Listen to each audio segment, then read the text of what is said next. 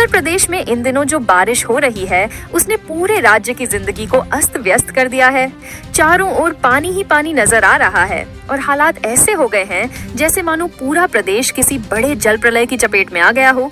लगातार हो रही बरसात ने गांव से लेकर शहर तक की रफ्तार थाम दी है।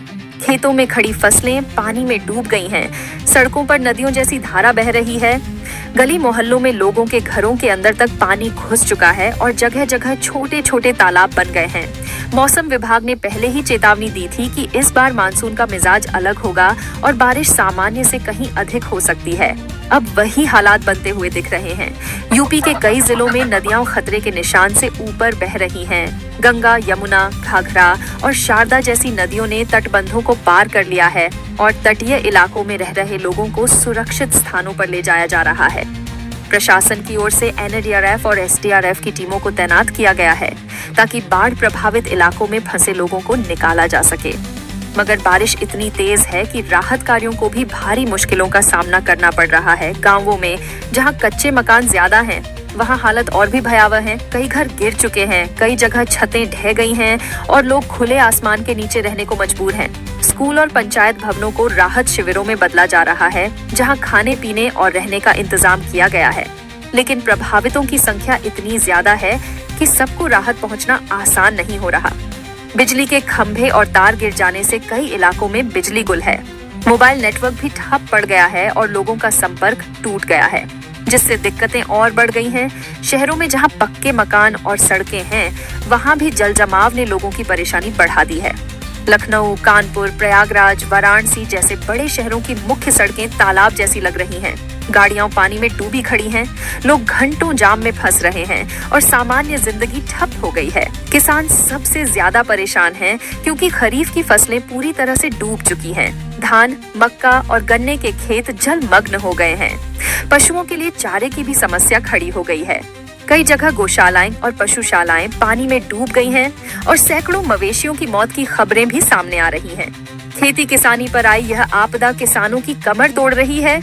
पहले से ही महंगाई और लागत का बोझ झेल रहे किसान अब पूरी तरह हताश हो चुके हैं। सरकार ने राहत पैकेज और मुआवजे का ऐलान किया है, लेकिन जब तक वह मदद जमीनी स्तर तक पहुंचती है, तब तक हालात और बिगड़ सकते हैं।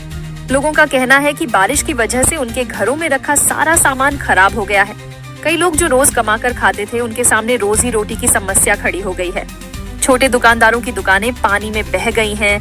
किताबें, कपड़े, अनाज और सामान सब बर्बाद हो चुका है। अस्पतालों में भीड़ बढ़ गई है क्योंकि पानी से फैलने वाली बीमारियां जैसे डायरिया, मलेरिया, डेंगू और टाइफाइड फैलने लगी हैं। बच्चे और बुजुर्ग सबसे ज्यादा प्रभावित हैं। कई जगह पीने के पानी की किल्लत हो गई है क्योंकि हैंडपंप और कुएं दूषित हो चुके हैं। सरकार की ओर से पानी की टंकियां और पाउच बांटे जा रहे हैं, लेकिन जरूरत बहुत ज्यादा है। प्रशासन का कहना है कि वह 24 घंटे काम कर रहा है।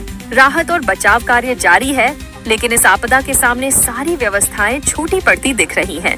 लोग सोशल मीडिया पर वीडियो और तस्वीरें डाल रहे हैं जहां घर पूरी तरह डूबे हुए दिख रहे हैं और सिर्फ छतें ही नजर आ रही हैं।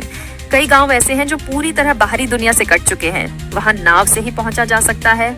जगह जगह पुल और सड़कें टूट गई हैं, रेलगाड़ियां रद्द हो गई हैं और बस सेवाएं भी ठप पड़ी हैं। लाखों लोगों का पलायन शुरू हो गया है। लोग अपने बच्चों और बुजुर्गों को लेकर सुरक्षित स्थानों की तलाश में निकल रहे हैं। हालत इतने खराब है कि कई जगह शादियां और धार्मिक आयोजन तक रद्द कर दिए गए हैं। लोग कहते हैं कि उन्होंने ऐसा हाल पहले कभी नहीं देखा। बुजुर्गों का कहना है कि यह बारिश पिछले कई दशकों की सबसे भयावह बारिश है। वैज्ञानिक और मौसम विशेषज्ञ बताते हैं कि यह स्थिति जलवायु परिवर्तन का नतीजा है, क्योंकि ग्लोबल वार्मिंग से मानसून का पैटर्न बदल रहा है। कभी बहुत सूखा पड़ता है और कभी ऐसी मूसलाधार बारिश हो जाती है कि लोग संभल नहीं पाते। यह सिर्फ प्राकृतिक आपदा नहीं, बल्कि मानवीय चेतावनी भी है कि हमें पर्यावरण संरक्षण पर और गंभीर होना होगा। फिलहाल जरूरत इस बात की है कि लोग सावधानी बरतें, अफवाहों पर ध्यान न दें और प्रशासन के निर्देशों का पालन करें। जिन इलाकों में अलर्ट जारी है, वहां के लोग ऊंचे स्थानों पर शरण लें और बिना जरूरत घरों से बाहर न निकलें। राहत शिविरों में रह रहे लोगों को धैर्य रखना होगा और एक दूसरे की मदद करनी होगी। इस भीषण बारिश ने लोगों के धैर्य की परीक्षा ले ली है, लेकिन उम्मीद यही है कि जैसे ही मौसम सामान्य होगा, सब कुछ धीरे धीरे पटरी पर लौट आएगा।